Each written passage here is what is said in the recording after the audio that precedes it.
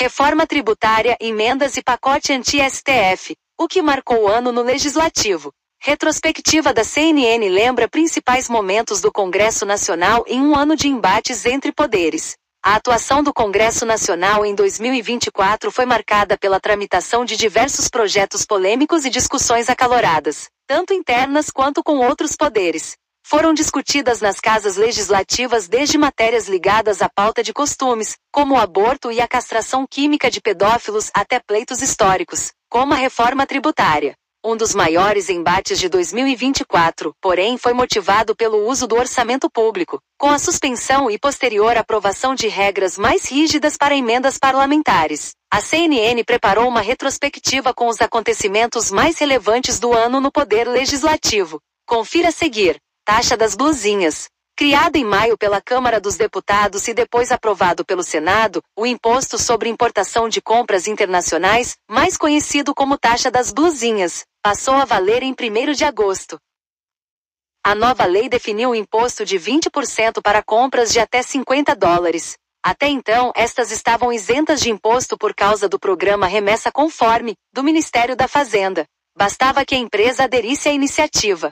Para compras entre $50 e $3.000, nada mudou. Elas seguem submetidas a uma alíquota de 60%, com desconto de $20 do tributo a pagar. Aborto. Em junho, a Câmara dos Deputados aprovou regime de urgência para um projeto de lei que equipara o aborto realizado após a 22ª semana de gestação ao crime de homicídio. Para homicídio simples, a pena prevista pelo Código Penal é de 6 a 20 anos de prisão em regime fechado. Em casos de estupro em que a gestação transcorre a 22 semanas ou mais, o projeto também prevê a equiparação. Sobre os procedimentos abortivos em casos de anencefalia do feto ou risco à saúde da gestante, ficaria mantido o que prevê atualmente o Código Penal. A ação da Câmara foi vista como uma reação ao Supremo Tribunal Federal, STF, que pautou a descriminalização do aborto no Brasil em 2023.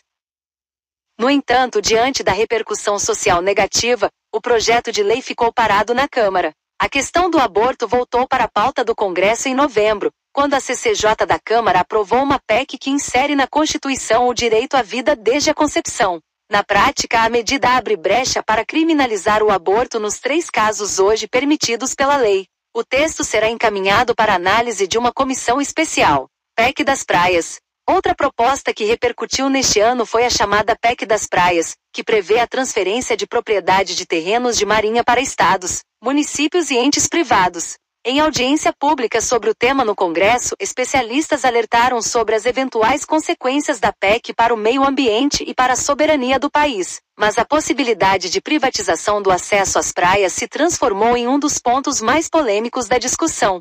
A proposta não prevê privatização ou limitação de acesso às praias, mas, na avaliação de especialistas, isso poderia ocorrer na prática.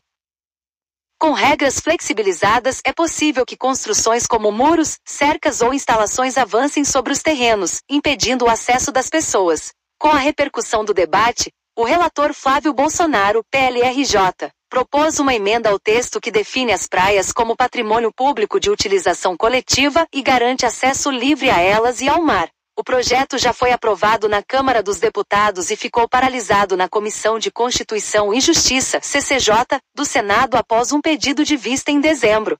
Desoneração da folha.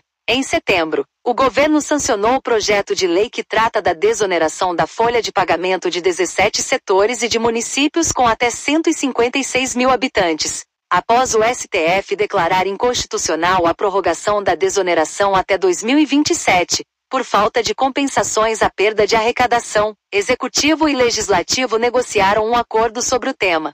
O novo texto estabelece que a desoneração será mantida até o final de 2024, com uma reoneração gradual a partir de 2025. Para compensar as perdas de arrecadação, serão adotadas medidas como a repatriação de ativos, renegociação de dívidas com agências reguladoras e o uso de recursos esquecidos em instituições financeiras, que somam 8,5 bilhões de reais, segundo o Banco Central.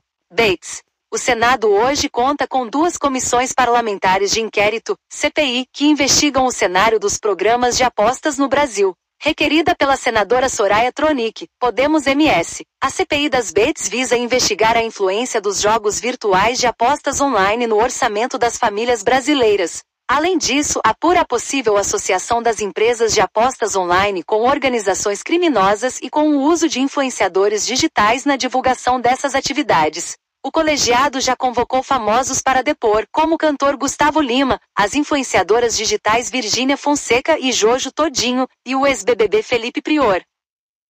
Já a CPI das apostas, também no Senado, investiga atos relacionados às denúncias e suspeitas de manipulação de resultados no futebol brasileiro, envolvendo jogadores, dirigentes e empresas de apostas. Os jogadores de futebol Luiz Henrique do Botafogo e Bruno Henrique do Flamengo são exemplos de convocados para prestar depoimento. Esta comissão tem prazo de conclusão para fevereiro de 2025. Eleição para Câmara e Senado. As eleições para a sucessão dos presidentes da Câmara e do Senado, que acontecem em 2025, movimentaram o Congresso ao longo de todo o ano.